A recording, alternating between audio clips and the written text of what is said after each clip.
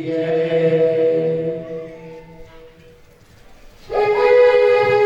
कहते हैं महाराज कि कल हमने श्री सुखदेव जी महाराज के माध्यम से राजा परीक्षित को आत्मोपदेश आदि का वर्णन सुना।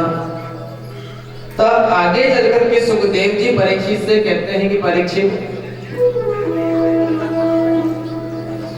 तुमसे मैं एक प्रश्न करना चाहता हूं। ये बताओ कि देवताओं, ये बताओ कि भगवान सबसे जल्दी किसे प्राप्त होता है? क्या कहा कि परमात्मा सबसे जल्दी किसे मिलता है? परीक्षित ने कहा भगवान उसे जल्दी मिलता होगा जो सुबह 4 बजे उठे, स्नान करे और भगवान का भजन करे।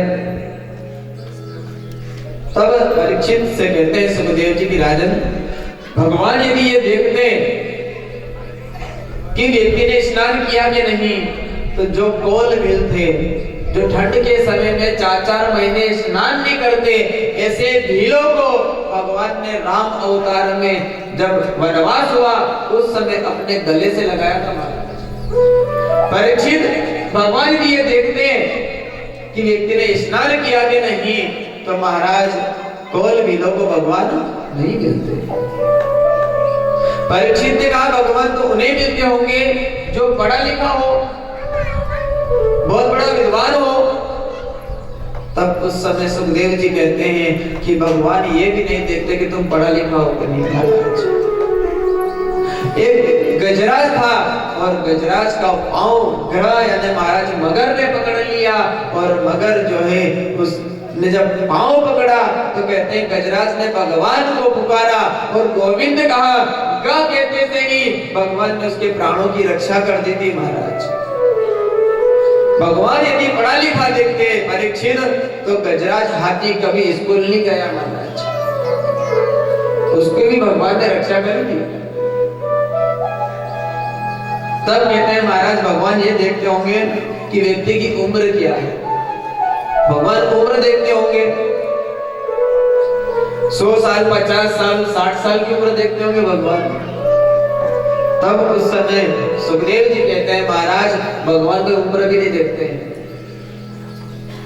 भगवान 5 वर्ष के ध्रुव प्रहलाद को भगवान मिल गए महाराज, मात्र 5 वर्ष के थे ध्रुव और प्रहलाद, कोई ज्यादा बड़े नहीं थे महाराज, उनको भी परमात्मा मिले। कारण क्या है महाराज? क्योंकि बच्चों की पहली गुरु जो है माँ होती है महाराज। कौन होते हैं? माँ। माँ चाहे तो बेटे को विद्वान बना दे, माँ चाहे तो बेटे को जेब कतरा बना दे, माँ चाहे तो बेटे को शराबी बना दे, माँ चाहे बेटे को तो डाकू बना दे। माँ के पास से ही बच्चे को पहली शिक्षा मिलती है महाराज। आपने अपने जीवन में बच्चे को आप संध्या के समय आरती में ले गए महाराज, आपने कहा बेटा गुरु जी को प्रणाम करो, भगवान को प्रणाम करो, और मंदिर में बेटा गुरु जी को प्रणाम करने के बाद चरणामृत लो, तो बेटा चरणामृत लेगा। मान लो महाराज कभी जीवन में आप बच्चे को मंदिर नहीं ले गए, कभी मंदिर नहीं ले गए महाराज, और सिनेमा हॉल ले गए, और आपने बाद में कहा बेटा एक काम कर, तू अब थोड़ी चरणामृत ले ले, बेटा ने चरणामृत से मना कर दिया। क्यों? बोले कि माँ बचपन में तूने चरणामृत नहीं, तूने दूध की बाटल दी थी, और माँ अब मुझे बाटल पकड़ने की आदत पड़ गई। बड़ा होने के बाद ही बेटा शराब पीना चालू कर दिया महाराज। माँ ने यदि बच्चे को सुंदर शिक्षा देती तो बच्चा विद्वान बनता, महाराज शराबी नहीं बनता। कहते हैं महाराज आपने घर में माताएं जब रोटी बनाती है, तो एक बात नोट करना आप, जब रोटी बनाती हो माता तो महाराज घेरी बना करके उस रोटी को बिलोती हो, तो महाराज यदि टेढ़ी मेढ़ी बन जाए रोटी, न आप सोचो कि टेढ़ी मेढ़ी बन गई तो बन गई, अब ठीक है अब तवे के ऊपर रख दूं, तो महाराज यदि आपने तवे के ऊपर रख दिया और इतनी देर में सुनाई दिया आवाज कोई मेहमान आ गए हैं, आपने मन में सोचा कि टेढ़ी मेढ़ी रोटी मेहमान कर दूंगी महाराज, तो मन में क्या सोचेंगे मेहमान? आपने सोचा कि रोटी को वापस उतार लूं, घेरी बना लूं, फिर अच्छी रोटी बना लूं, फिर महाराज बनने वाली नहीं है। तवे पे चढ़ने के बाद रोटी कभी अच्छी नहीं बन पाती है। यदि आपने घेर ली, बिलोई, और बिलोने के बाद महाराज ने टेढ़ी मेढ़ी भी बन गई है, तो आपने उसे वापस सिमट करके यदि आटा बना करके बिलो दी तो महाराज अच्छी रोटी बन जाएगी। आप सोचो कि तवे पे चढ़ने के बाद अब मैं इस रोटी को सुधार दूं तो अपनी सुधरने वाली है। शास्त्रों ने भी कहा है, लालयत पंचवर्षाणि 10 वर्षाणि ताड़येत प्राप्तेतु 16 वर्षे पुत्र मित्र वदाचरे। बेटे को 5 वर्ष तक खूब लाड़ प्यार करो महाराज, और 5 वर्ष से जब 16 वर्ष तक का जब बच्चा होता है उसको थोड़ी बहुत ताड़ना भी देना चाहिए। यदि कोई गलत काम करे महाराज, कोई पड़ोसी के बच्चे से झगड़ा करे तो उसे समझाना चाहिए। 16 वर्ष तक आपने बच्चे को जितनी शिक्षा दे दी वह शिक्षा बच्चा ले लेगा महाराज। 16 वर्ष के बाद आप सोचो कि छोटा है, 16 वर्ष के बाद बच्चे को सुंदर शिक्षा दे दूं तो 16 वर्ष के बाद आपकी सुनने वाला नहीं है, क्योंकि उसके मन में तो ये हो जाए मैं बड़ा हो गया हूं अब। लेकिन बच्चा चाहे कितना भी बड़ा हो जाए, माता पिता के नजर में हमेशा वो बच्चा रहता है महाराज। माताओं से भी निवेदन है कि अपने बच्चों को सुंदर शिक्षा दें महाराज, क्योंकि आप जो आचरण घर में करते हो वही कार्बन कॉपी के रूप में बेटे अपने जीवन में उतारते हैं महाराज। आपने भी घर में सुबह उठने से ही भगवान के भजन चालू कर दिए तो महाराज बच्चे भजन ही बड़े होकर के सुनेंगे महाराज। यदि उठते से आपने घर में ऐसा माहौल बना दिया कि गाना चालू कर दिए टीवी में महाराज, तो बड़ा होकर बच्चा भी टीवी में गाने ही चालू करेगा महाराज, वो भजन भी लगाएगा। और आजकल तो देखने को मिलता है महाराज, रसोई घर के सामने टीवी भी ऐसी जगह रखी रहती है कि रसोई घर भी बन जाए, रसोई घर में रसोई भी बन जाए और टीवी भी देख ले महाराज। और आजकल नाटक चल रहे महाराज, गोप के नाटक, क्या कौन कौन से नाटक।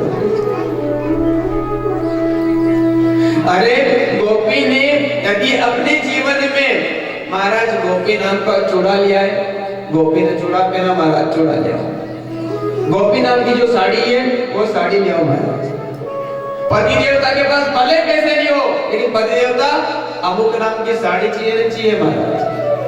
मन में यदि भावना जग गई चाहिए महाराज। आप साड़ी आए गोपी नाम की, आप गोपी नाम का चूड़ा ले आए, अचार भी गोपी नाम का ले आए महाराज। गोपी ने जो अचार बनाया वो अचार भी बताओ महाराज। गोपी ने भगवान की पूजा भी करी थी, भगवान का आरती भी उतारी थी। बताओ आपने कभी आरती उतारी महाराज? अरे हमने सब कुछ जो अवगुण है उसे छोड़ दो, जो गुण है उन गुणों को अपने जीवन में अपनाओ महाराज। लेकिन महाराज हमारा क्या विषय बन गया है कि हम अच्छी अच्छी जो चीजें हैं वो अपने जीवन में नहीं उतार रहे महाराज, उनको त्याग रहे हैं, और जो गलत चीजें हैं उनको अपने जीवन में उतार रहे हैं महाराज। तो कहने का भाव यह है कि अपने बच्चों को सुंदर शिक्षा दें। तब भगवान सुखदेव जी कहते हैं कि महाराज भगवान कभी उम्र नहीं देखते महाराज। तो भगवान ये देखते होंगे कि जाति देखते होंगे कि भगवान कौन सी जाति का है व्यक्ति। तब उस समय कहते हैं कि जाति पाति पूछे नहीं कोई, हरि का भजे सो हरि का हो। जो विदुर थे ना परीक्षित, विदुर काका एक दासी के बेटे थे, और दासी के बेटे के घर जाकर भगवान ने केले के छिलके खाए थे महाराज। जो दासी का बेटा है, तब वर्णन आता है महाराज कि एक दिन 5 पांडवों के मध्य में जब कौरव अन्याय करने लगे, अत्याचार करने लगे, तब वर्णन आता है कि भगवान ठाकुर जी से रहा नहीं गया, और ठाकुर जी ने मन में संकल्प किया कि अब मैं इन 5 पांडवों के प्रति जो महाराज दुर्योधन आदि द्वेष कर रहे हैं उन्हें समझाना चाहिए। तब विदुर जी के माध्यम से समझाया गया धृतराष्ट्र से कहा, धृतराष्ट्र तुम्हारे बाहर की संसार की देखने की आंखें तो नहीं है, तुम्हारे मन में जो अंदर की जो आंखें हैं धृतराष्ट्र वह भी अंधी हो गई है। तुम्हारे सारे जो सपने हैं ना उनमें अंधा कर दिया है तुम्हें। तुम अपना और पराया और धर्म और अधर्म का भाव नहीं समझ पा रहे हो। राजन कहते हैं कि यदि एक नगर को, एक गांव को यदि नष्ट करने से एक नगर सुरक्षित होता हो तो उस गांव को नष्ट कर देना चाहिए। एक महानगर को त्याग करने से महाराज यदि एक प्रदेश सुरक्षित होता हो तो त्याग देना चाहिए। राजन पूरे भारत को, पूरे विश्व को यदि सुरक्षित करना हो और यदि एक देश को त्यागना हो तो त्याग देना चाहिए। और कहते हैं कि परिवार में यदि कोई एक व्यक्ति ऐसा हो तो उसे त्यागने से परिवार सुखी होता हो तो राजन उसे त्याग देना चाहिए। इसमें कोई संशय नहीं करना चाहिए। राजन तुम्हारे परिवार में जो दुर्योधन है यह एक तरह का कलंक है। दुर्योधन तुम्हारे परिवार को विनाश की ओर ले जा रहा है। राजन राजन अन्याय की बेल पर कभी हरा भरा पत्ता नहीं आ सकता है। कहते हैं राजन बोया पेड़ बबूल का तो आम कहां से होगा। तुम दुर्योधन को त्याग दो, तुम्हारे परिवार को विनाश की ओर ले जा रहा है। इतनी देर में महाराज कहते हैं उस सभा में दुर्योधन आ जाता है और दुर्योधन कहता है कि अरे दासी के बेटे मेरी कृपा से तुझे मंत्री का पद मिला है और मेरे ही प्रति मेरे पिता को भड़काता है, चल चला जाए यहां से और मंत्री पद भी त्याग दे। मंत्री पद भी महाराज उसका छीन लिया और कहा कि इसको धक्के देकर बाहर कर दो, या राज्य में रहने का अधिकार ही नहीं है। विदुर जी कहते हैं दुर्योधन से कि बेटा तुम्हारे मन में तकलीफ हुई इसके लिए मैं क्षमा मांगना चाहता हूं, परंतु एक बात को ध्यान रखना बेटा, पांडव के साथ जो कौरव अन्याय कर रहे हैं उसका फल अच्छा नहीं मिलेगा। तब वर्णन आता है कि 5 पांडव जो है महाराज उनके साथ अत्याचार देख करके आज महाराज विदुर जी जो है दासी के बेटे हैं उसी समय उस सभा को छोड़ करके जंगल में चले गए और जंगल में जाकर भगवान का भजन कर रहे हैं और कह रहे हैं कि भगवान जीवन में एक गलती करी थी, अब कभी मैं कोई गलती नहीं करूंगा, प्रभु अब मेरे पर कृपा करो। और कह रहे हैं क्या, प्रभु तेरा द्वार ना छूटे रे, हरि तेरा द्वार ना छूटे रे, छूट जाए संसार प्रभु तेरा द्वार ना छूटे रे, प्रभु तेरा द्वार ना छूटे रे, प्रभु तेरा द्वार ना छूटे रे, छूट जाए प्रभु तेरा द्वार ना छूटे रे, हरि तेरा द्वार ना छूटे रे, प्रभु तेरा द्वार ना छूटे रे, हरि तेरा द्वार ना छूटे रे, प्रभु तेरा द्वार ना छूटे रे, छूट जाए संसार प्रभु तेरा द्वार ना छूटे रे, प्रभु तेरा द्वार ना छूटे रे, हरि तेरा द्वार ना छूटे रे, छूट जाए संसार प्रभु तेरा द्वार ना छूटे रे। जय हो।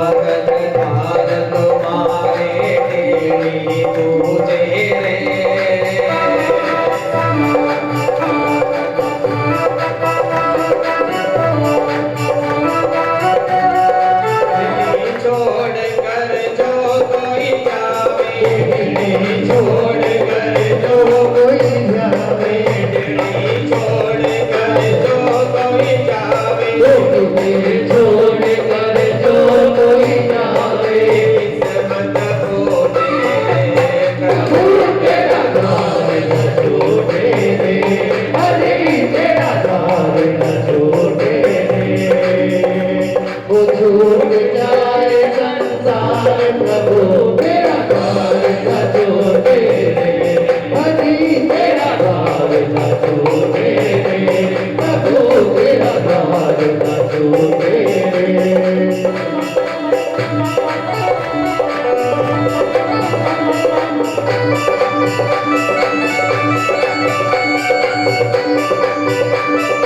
बड़े भाव से दोनों हाथों की सेवा देते हुए श्री राधे।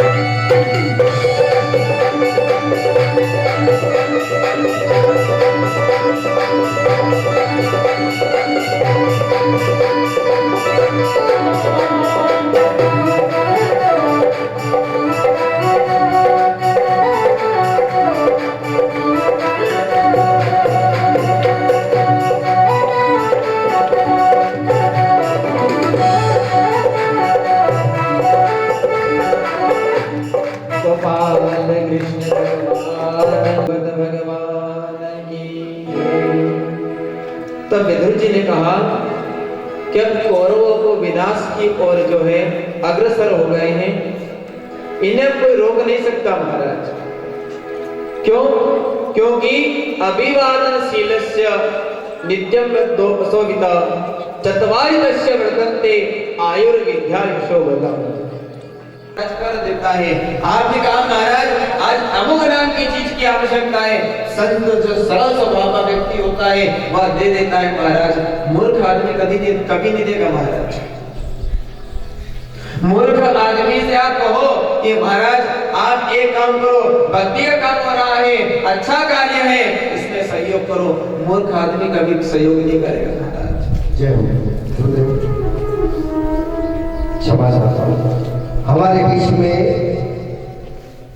ग्राम राजपुर के श्री राम मंदिर के पंडित जी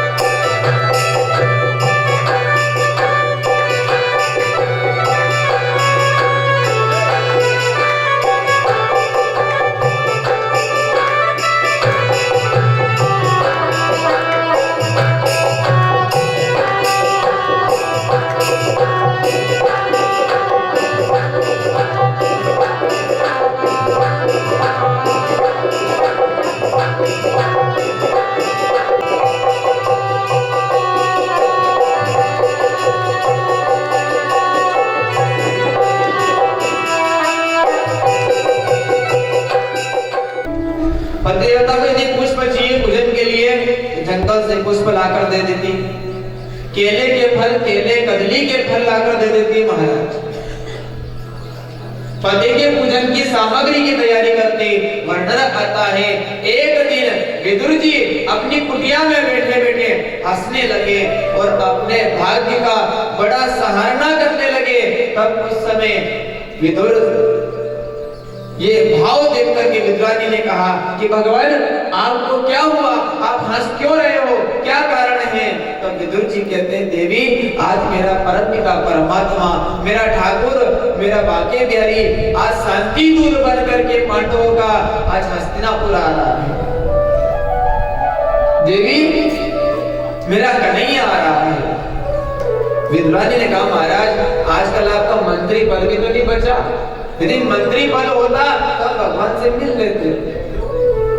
विदुर जी कहते हैं देवी तुम मन को छोटा मत करो, हम कन्हैया के पास ना जाए कोई बात नहीं, लेकिन कन्हैया यदि एक बार भी हमें देख लेगा तो हमारा जीवन धन्य हो जाएगा।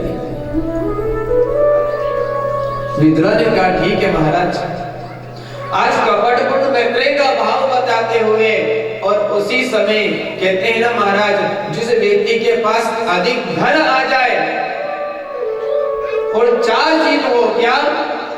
समाज में प्रतिष्ठा होना, सम्मान होना, धन वैभव होना, नव युवापन होना और राजनीतिक में महाराज सम्मान मिल जाना, ये चार चीज जिस व्यक्ति के पास हो और यदि विवेक नहीं हो महाराज तो वह कुछ ही क्षणों के पश्चात लक्ष्मी से हीन हो जाता है।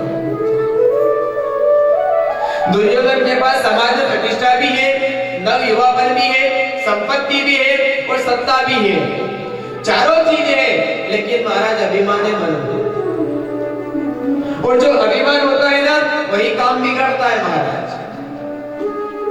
और जो अभिमान आया महाराज वर्णन आता है कि भगवान ठाकुर जी से कपटपूर्ण मैत्रेय का भाव बताते हुए हस्तिनापुर को दुल्हन की तरह सजाई और जगह जगह तोरण द्वार बनाए और हर तोरण द्वार पर एक हस्तिनापुर की मातृ शक्ति माता को हाथ में थाली दे करके वहां खड़ा कर दिया और कहा कि जब बांके बिहारी आए उस समय उनके ऊपर पुष्पों की वर्षा करना।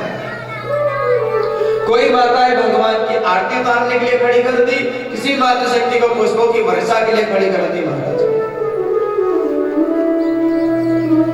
जब भगवान ठाकुर जी रथ लेकर के आते हैं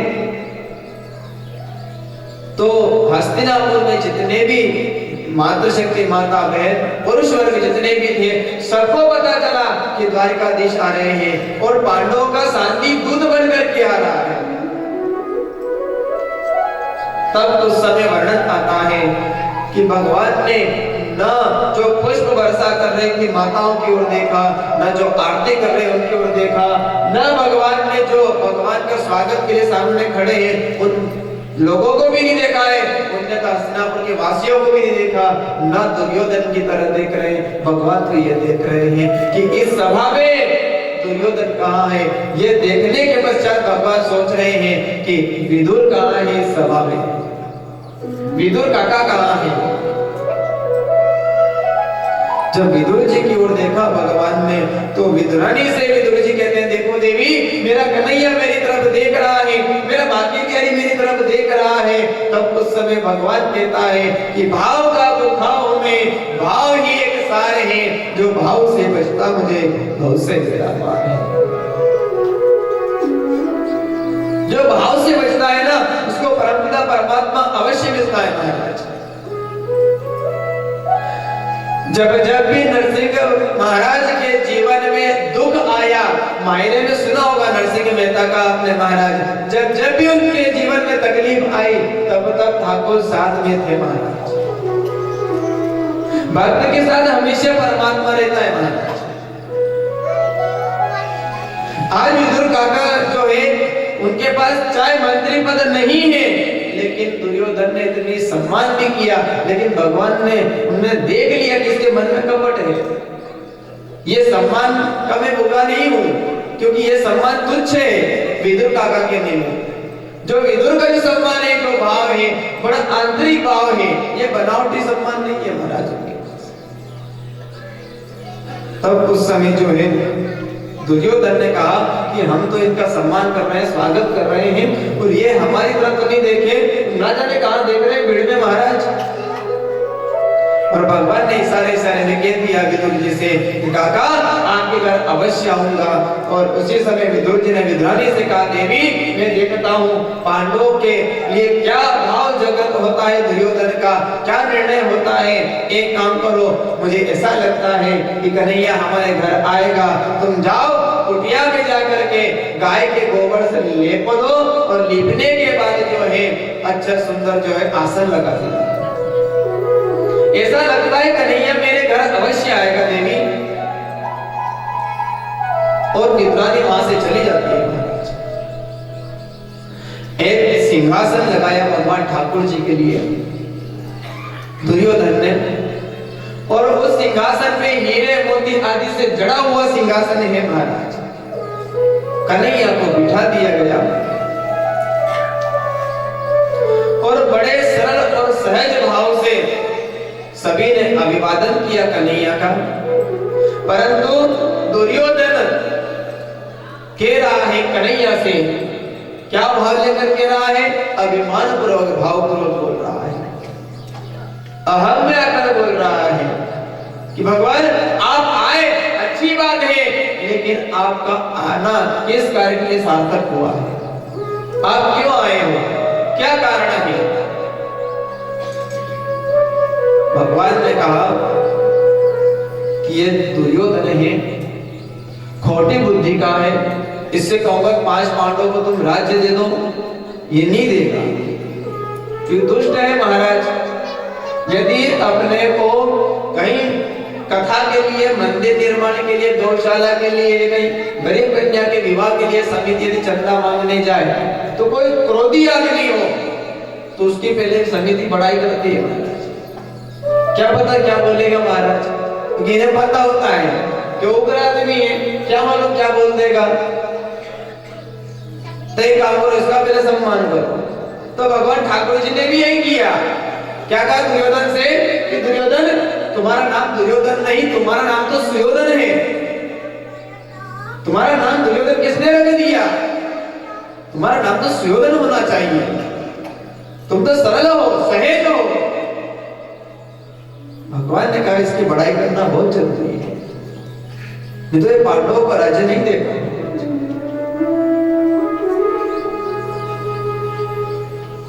दुष्ट आदमी महाराज हमेशा ध्यान रखना, चाहे कितने भी बड़ाई कर दो, परंतु उसका जो स्वभाव है वो कभी नहीं छोड़ता।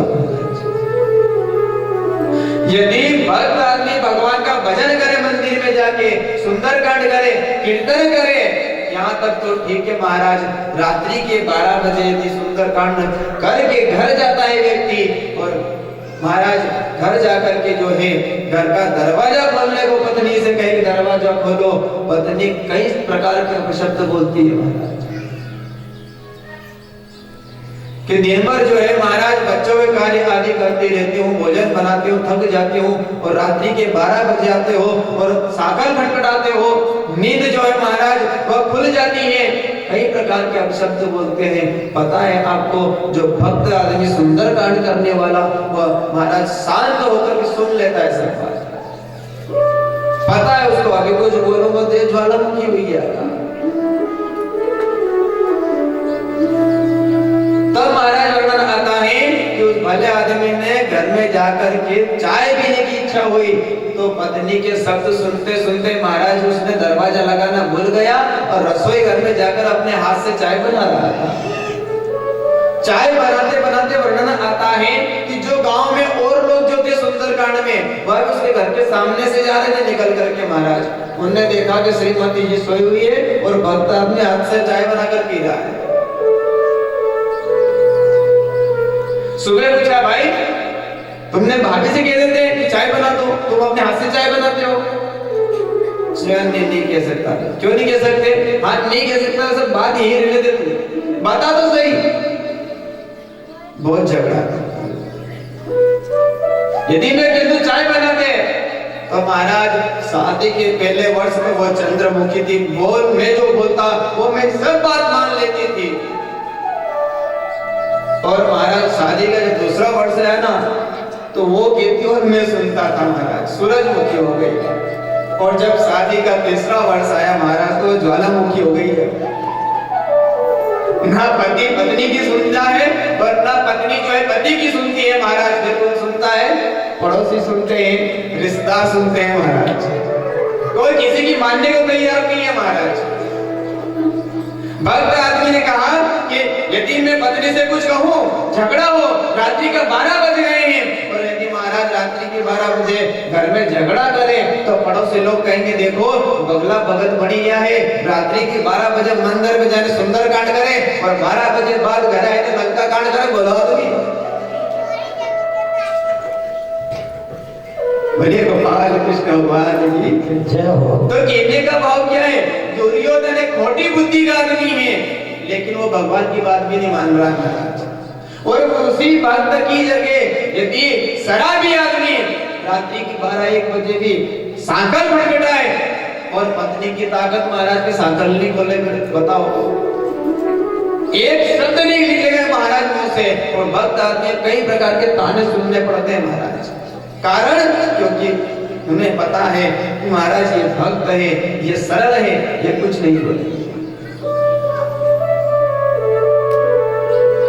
लेकिन महाराज कहने का भाव ये है कि पत्नी को जो है पति का सम्मान करना चाहिए। कथा से यही सीख लेना चाहिए महाराज कि अपने सास ससुर जो है उनको हमेशा बड़ों का आदर करना चाहिए। जिस प्रकार से आप अपने मायके अपने माता पिता का सम्मान करते हैं ना, ठीक इसी प्रकार ससुराल आकर के अपने माता पिता का सम्मान करते हो, ऐसे ही जो है सास ससुर का सम्मान करना चाहिए। लेकिन यहाँ उल्टा है, पियर जाएंगे तो दादा भाभी सीखेगा, दादा हमारा सेवा माँ और पिताजी कोई नहीं हो, इनका कलेज लीजिए। और वहां ससुराल जाए महाराज तो पति देवता से कि आपने तो यहाँ क्या करा, चलो उज्जैन डोबरा करके तो क्या सीखा। ये बात सही है महाराज, क्या होना यह चाहिए कि यदि आप अपने माता पिता का जो सम्मान करते हो वही सम्मान महाराज सास ससुर का भी होना चाहिए। और सास ससुर को भी ये समझ लेना चाहिए महाराज कि जिस प्रकार से अपनी बेटी को आप बेटी मानते हो और जिसकी बेटी आप लेकर आए हो तो बहू मत मानो उसको, आप अपने बेटी के समान प्रेम करो महाराज। लेकिन सासू माँ भी कहीं पर महाराज 300 वाली जो साड़ी है नहीं वह तो बहू के नहीं देगा, नहीं 1000 रुपए वाली साड़ी छोरी के नहीं देगा। जय हो। तो घर में झगड़ा का जो कारण यही से प्रारंभ हो जाता है महाराज। आपको एक मंत्र देते हैं महाराज, आप ध्यान रखना, सासू माँ से निवेदन है कि आप कभी भी अपने बहू से कोई भेदभाव ना रखें महाराज। यदि आप 1000 की आपकी बेटी के लिए साड़ी लेकर आ रही हो तो 1000 की यदि आपकी बहू के लिए भी साड़ी लेकर आ जाओगे कोई बड़ी बात नहीं है महाराज, क्योंकि पूरा परिवार छोड़कर आती है। लेकिन महाराज जो भेदभाव करते हैं ये भेदभाव कभी नहीं करना चाहिए। और सासू माँ से और डोकरी माँ से हमारा निवेदन है, यदि आपके गरम गरम घी की रोटी खानी हुए, तरम तर खानी हुए तो एक मंत्र लेंगे जो आप यहाँ से कहें। आप जब भी रोटी खाओ उस समय अपने बहू के पियर की बड़ाई करिए करो, उन्नी उन्नी रोटी बनाएगा महाराज और गरम बनाएगा। मैं जहाँ आपने कही थी पियर के बारे में महाराज के या तो ऐसी है कि घर में आए ना तन सब उड़ी गो, फिर उन्हें दिन की ठंडी पड़ेगा। बोलिए गोपाल कृष्ण भगवान की। तो कहने का भाव यह है कि दुर्योधन जो है खोटी बुद्धि का है, दुष्ट है, परंतु भगवान भी उसकी बड़ाई कर रहे हैं कि तुम सुयोधन हो। दुर्योधन कौन हो? तुम सुयोधन हो। दुर्योधन ने कहा कि कन्हैया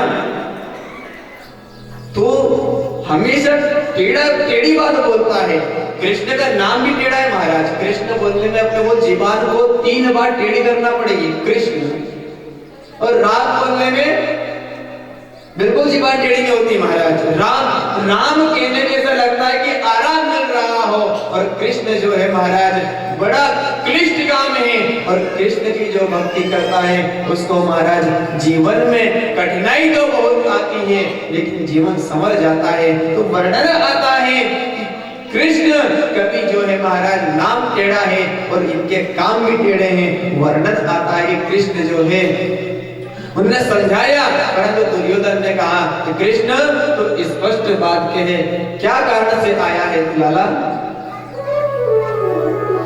बिना कारण नहीं आता है।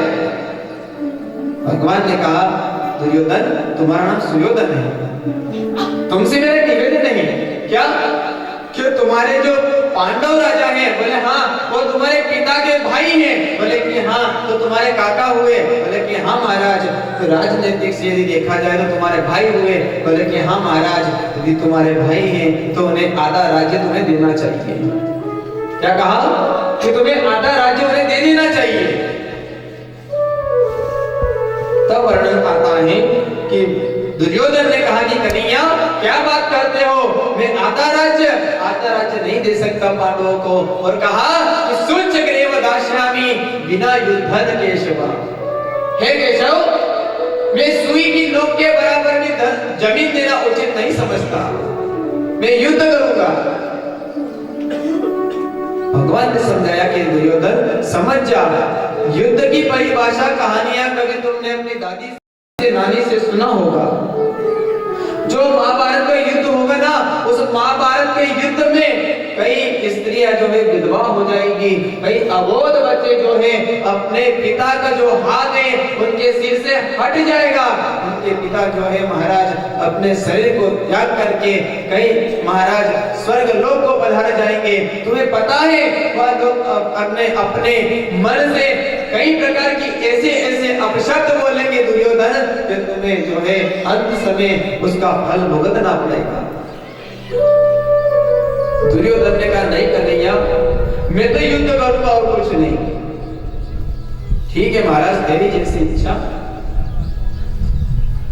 परंतु कन्हैया ने कहा कि दुर्योधन, तुम्हें एक शांति दूत के साथ कैसा व्यवहार करना चाहिए ये भी नहीं पता है। उसी समय धृतराष्ट्र ने कहा पागल, समझता नहीं है, कृष्ण का सम्मान कर, बड़े हैं, द्वारिका के राजा हैं और महाभारत का युद्ध करना है। कहीं ये पांडव की ओर चले गए ना तो हमें विजय प्राप्ति नहीं होगी। दुर्योधन ने कहा कन्हैया क्षमा करें, ये राजपाट की बाद में बात होगी, राजपाट तो बाद में कर लेंगे बातें। अब एक काम करो, आप हमारे घर में चलो, माता गांधारी ने 56 प्रकार का भोग आपके लिए बनाया है, भोजन कर लो। भगवान ने कहा दुर्योधन देखो, भोजन दो परिस्थिति में किया जाता है। क्या कहा? भोजन दो परिस्थिति में किया जाता है। पहला, जो भोजन करवाता है उसके मन में भाव हो, और जो भोजन करता है उसके पेट में भूख हो। दुर्योधन, मेरे पेट में भूख नहीं है और तुम्हारे मन में भाव नहीं है, तो मैं तुम्हारे यहाँ भोजन बिल्कुल नहीं कर सकता। दुर्योधन ने कहा नहीं कन्हैया, आप भोजन करो, आपके लिए 56 प्रकार का भोग बनाया है। भगवान ने कहा मैं तुम्हारे यहाँ बिल्कुल भोजन नहीं कर सकता। क्यों नहीं कर सकते कन्हैया? क्योंकि दुर्योधन, मेरा निमंत्रण विदुर काका के घर है। इसके यहाँ विदुर जी के घर निमंत्रण है। तो कन्हैया, आप द्वारिका से सीधे यहाँ आए हो हस्तिनापुर, आपको विदुर कहाँ मिल गए? विदुर जी का निमंत्रण द्वारिका आया था कि जब आप हस्तिनापुर आओ तो भगवान पहला भोजन अपने घर करना। तो मेरा निमंत्रण जो है विदुर के घर है। उसी समय उस सभा को छोड़ करके विदुर जी महाराज गोपबाल की बजरिया में चले गए, बाजार में चले गए, माखन खरीदा और मावे के लड्डू खरीदे और उन्होंने कहा मन में कि क्या पता कन्हैया कब हमारे घर आ जाए, घर में कोई व्यवस्था नहीं है, तब कुछ व्यवस्था कर लूं। उसी समय विदुर जी खोवे के लड्डू, मावा के लड्डू आदि खरीदते हैं और कन्हैया उसी समय विदुर जी के घर की ओर चलते हैं और कहते हैं कि जिस प्रकार एक भक्त अपने चरण पादुका उतार करके भगवान के मंदिर में जाता है, ठीक इसी प्रकार आज विदुर के घर परमपिता परमात्मा अपने चरण पादुका उतार करके महाराज उसी समय भगवान उस की झोपड़ी की ओर चल देते हैं और उसी समय विदुर के घर जाकर भगवान साकल खटखटाते हैं और रुद्रानी कहती है कौन है? आवाज सुनती है द्वारिकाधीश श्री कृष्ण है। उस समय मन ही मन भाव विभोर होकर आज कहते हैं विदुरानी कन्हैया आए हैं, मेरे गोपाल आए हैं, गोपाल आए हैं। और कह रही है विदुरानी क्या? आज हरे आए विदुर करे पावना, आज हरि आए विदुर करे पावना, आज हरि आए विदुर करे पावना, आज हरि आए विदुर करे पावना, आज हरि आए विदुर करे पावना, आज हरि आए विदुर करे पावना, आज हरि आए विदुर करे पावना। पावना तो लागे सुहावना, पावना तो लागे सुहावना, आज हरि आए विदुर करे पावना, आज हरि आए विदुर करे पावना।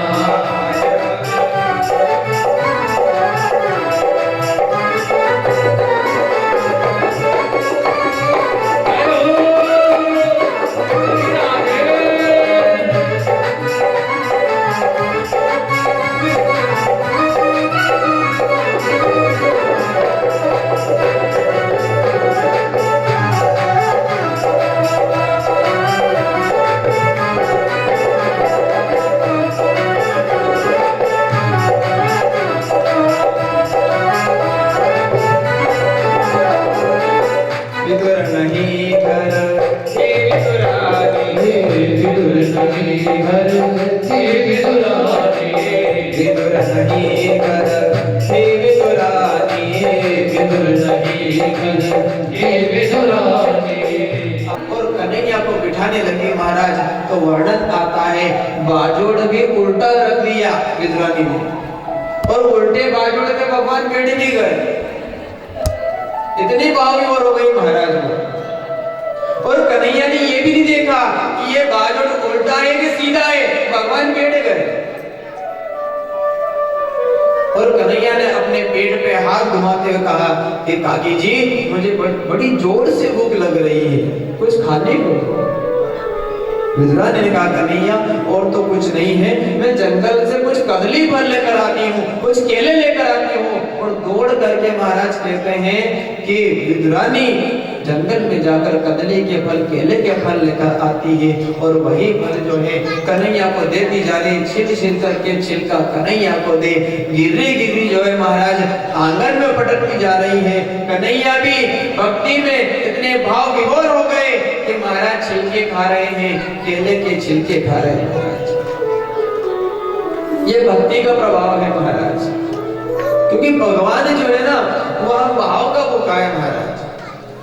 परमात्मा यदि भाव का भूखा नहीं होता तो दुर्योधन के यहाँ 56 प्रकार का भोग त्याग करके परमात्मा ने यहाँ नहीं आता महाराज। भगवान ने देखा दुर्योधन के जो मन में भाव है वह बगला भाव है महाराज, बगला भक्ति है। उसके यहाँ 56 प्रकार का भोग नहीं जीवा भगवान ने। विदुरानी के घर आकर भगवान ने केले के छिलके खाना पसंद किए हैं, परंतु 56 प्रकार का भोग नहीं जीवा। तब वर्णन आता है कि विदुरानी ने 1-2 छिलके नहीं, कहते हैं 25 से 30 छिलके भगवान को खिलाए महाराज, ऐसा वर्णन आता है। इतनी देर में विदुर काका आ जाते हैं और दरवाजे पर आवाज लगाते हैं, देवी तुम जल्दी बाहर आओ, तुमने गोबर से चौक लगाया कि नहीं, गोबर से लीपा कि नहीं, कन्हैया के लिए चौका लगाया कि नहीं तुमने, मेरा भगवान आने वाला है। मेरे द्वारकाधीश ने मेरी कितना सम्मान किया है, आज हस्तिनापुर में मेरा जैसा कोई धनवान नहीं है देवी। दुर्योधन के यहाँ 56 प्रकार का भोग क्या करके कन्हैया अपने घर आ रहा है, देवी एक काम करो जल्दी आओ। विदुरानी आती है, कहती है महाराज क्यों हल्ला मचा रहे हो, काहे को चिल्ला रहे हो, क्या कारण है? तब विदुरानी से कहते हैं विदुर जी ये देवी तुम ये लड्डू ले जाओ, मेरा कन्हैया आने वाला है, कभी झूठ नहीं बोलता है, मेरे घर अवश्य आएगा, मेरा बड़ा सम्मान किया है। देवी तब उस समय विदुरानी कहती है कि जो आने वाले हैं वह कई समय पहले आकर के यहाँ बैठे हुए हैं, आपने बहुत देर लगा दी पति देवता। तब उस समय विदुर जी ने कहा देवी आ गए, बोले कि हाँ आ गए। तो भगवान ने कहा विदुर जी ने कि भगवान को तुमने कुछ खिलाया कि नहीं, कन्हैया कुछ खिलाया तुमने? बोले भगवान और तो कुछ नहीं था, घर में सिर्फ केले के फल थे, कदली से तोड़कर ले आए मैं जंगल से और ला करके मैंने कन्हैया को दे दिए।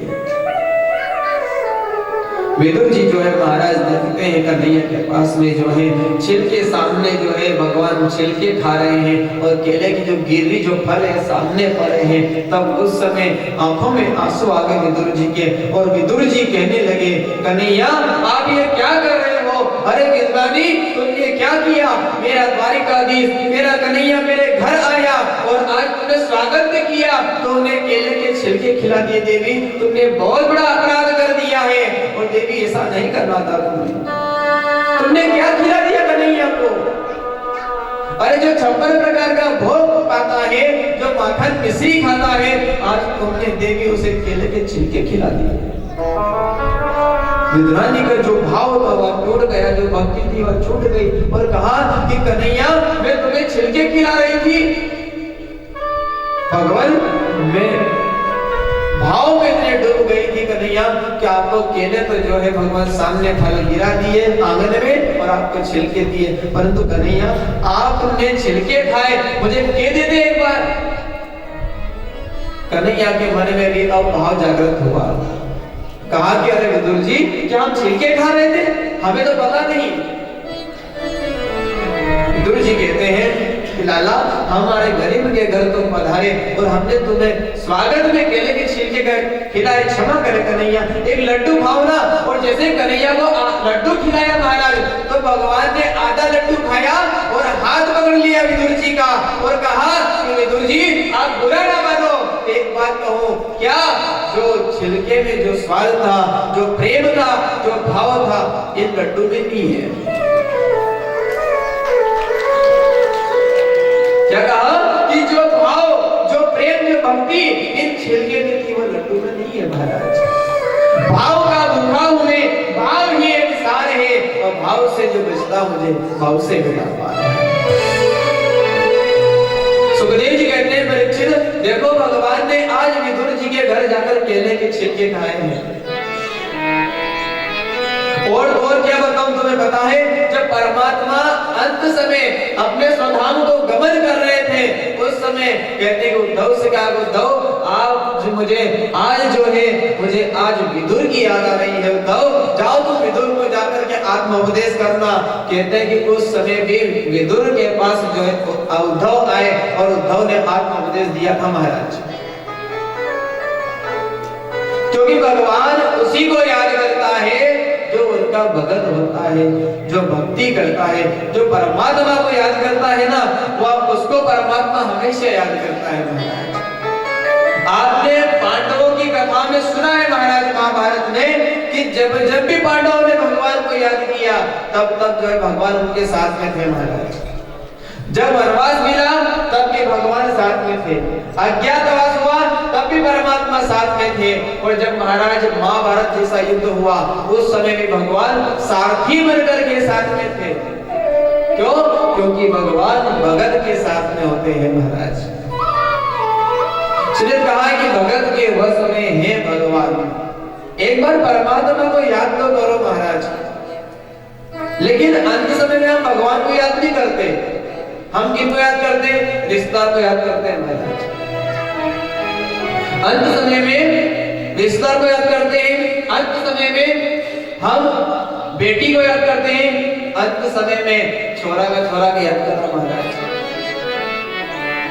और कुछ लोग तो अंत समय में एक भाव रखते क्या बस भगवान अब कहीं तकलीफ नहीं है, खाली एक तकलीफ है कहीं बस नाना कर नाना है नानी हो जाए कि कबर पर तो ले लीजिए कहां दिक्कत करे भगवान सुखी हो जाए।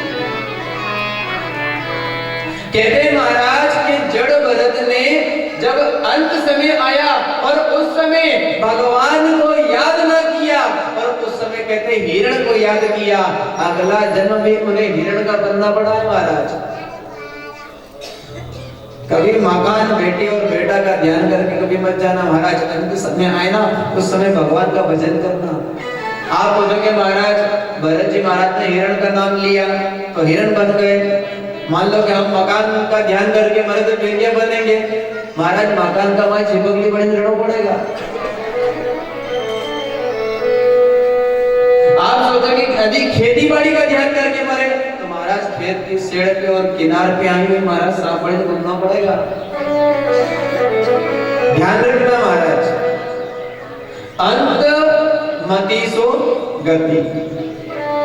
यदि आपने बेटे का ध्यान किया है तो ध्यान रखना, कुछ लोग कहते हैं कि देखो छोरा को मुंडा देखो, ये दादाजी हरी को मुंडा लागी, दादाजी चली गए पर दादाजी हरी को यानी क्या, दादाजी ध्यान करने में तो भी जाई गया मेरे बच्चा।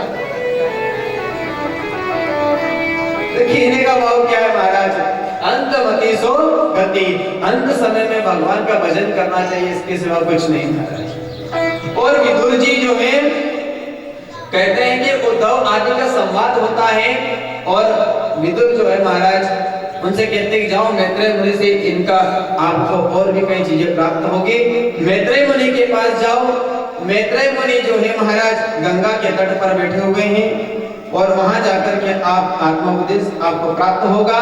तो कहते हैं कि वहां से विदुर जी महाराज गंगा के आनंद नाम के तट पर चले गए और वहां जाकर के मैत्रेय मुनि से प्रणाम करते हैं, प्रार्थना करते हैं और कहते हैं मैत्रेय मुनि कि जाति पाति पूछे नहीं कोई, हरि का भजे सो हरि का। ध्यान रखना महाराज, जाति को कभी महाराज ब्राह्मणों ने नहीं बांटा है। कुछ लोग का मन ऐसा है कि ब्राह्मणों ने जाति में बांट दिया। कुछ लोग सनातन धर्म को डुबोने के लिए ब्राह्मणों को अपमानित कर रहे हैं। उन्हें पता है कि इन सनातन की यदि जड़ को मिटाना है तो ब्राह्मण को बदनाम कर दो महाराज। और ब्राह्मणों को बदनाम करने के लिए कई ऐसे षड्यंत्र भी हो रहे हैं महाराज भारत में कि ब्राह्मण के प्रति ऐसा भाव जागृत कर दिया कि ब्राह्मणों ने सबको बांध दिया है महाराज जातियों में। ऐसा नहीं है महाराज, वो तो एक अपने अपने कर्म की एक व्यवस्था है। परंतु कहते हैं कि विदुर जो है एक दासी का बेटा है, प्रामाणिक बता रहे हैं आपको। ब्राह्मण ने कभी किसी को जाति में नहीं बांटा है महाराज। विदुर एक दासी का बेटा है और मैत्रेय जो है ब्राह्मण के पुत्र है, परंतु ब्राह्मण के बेटे ने भी दासी का बेटा आया है तो उसे कथा सुनाइए महाराज। शास्त्र तो पढ़ो, कभी शास्त्र नहीं पढ़े महाराज और मंच से जिसने जो बोल दिया हमने वो सब मान लिया महाराज। और हम सनातनी ऐसे महाराज कि हम भटक जाते हैं, किसी की बात मान लेते हैं। हमें भटकना नहीं है महाराज। हम जात आदि को छोड़ करके जब धर्म की बात आए उस समय सब हिंदू बन जाना महाराज, क्योंकि सनातन की जो धर्म की ध्वजा है वह संगठित रखना है। सनातन धर्म को यदि मजबूत रखना है तो हमेशा महाराज संगठित रहना और संगठन में ही शक्ति है महाराज। मैत्रेय मुनि भी यही आत्मोपदेश कर रहे हैं विदुर को कि विदुर हमेशा संगठित रहो। दासी का बेटा है, परंतु मैत्रेय के मन में ये नहीं भाव है कि दासी के बेटे को महाराज ने कथा नहीं सुना, उनको भी कथा सुनाई महाराज। और जब कथा श्रवण करवाए तो वर्णन आता है कि विदुर जी कहते हैं कि भगवान के नगर में राक्षस भी बैठे हैं तो देवता भी बैठे हैं, तो भगवान राक्षस को क्यों मारते हैं और देवताओं को सम्मान, देवताओं को क्यों बचाते हैं? क्या कारण है महाराज? कोई तो कारण होगा। कहा कि जो वेद के विरुद्ध जो कर्म करता है विदुर, उसको भगवान मार देता है परमात्मा, और जो भगवान की भक्ति करता है, जो धर्म के मार्ग में चलता है, उसे परमात्मा तार देता है। परंतु विदुर तुम्हें बताऊं एक बात, हिरण्याक्ष और हिरण्यकश्यप दो नाम के दैत्य हैं और कहते हैं महाराज कि महाराज कश्यप जी की 13 पत्नी है, जिसमें से दीदी के 2 पुत्र हैं। एक का नाम है महाराज हिरण्याक्ष, दूसरा का नाम है हिरण्यकश्यप। हिरण्याक्ष जो है महाराज वह और उनके भाई हिरण्यकश्यप इतना बिगड़ गया कि महाराज पृथ्वी को ले जाकर के समुद्र के अंदर जो है समाधिस्थ कर दिया महाराज, पानी में डुबो दिया पृथ्वी को महाराज। तो भगवान ने एक वाराह रूप लिया महाराज, और इधर नारद जी महाराज वाणी से वीणा बजा रहे हैं, भगवान का नाम संकीर्तन कर रहे थे, और इधर कहते हैं कि हिरण्याक्ष ने पृथ्वी को जब डुबो दिया पानी में तो आकाश में उड़ने लगा, और उड़ते उड़ते हाथ में ऐसा भाव जागृत हुआ मन में कि अब हाथ से किसी से युद्ध करूं, मेरे हाथों में खुजली चल रही है। और उसी समय और कोई तो दिखाई नहीं दिया महाराज, नारद जी दिखाई दे दिए। नारद जी से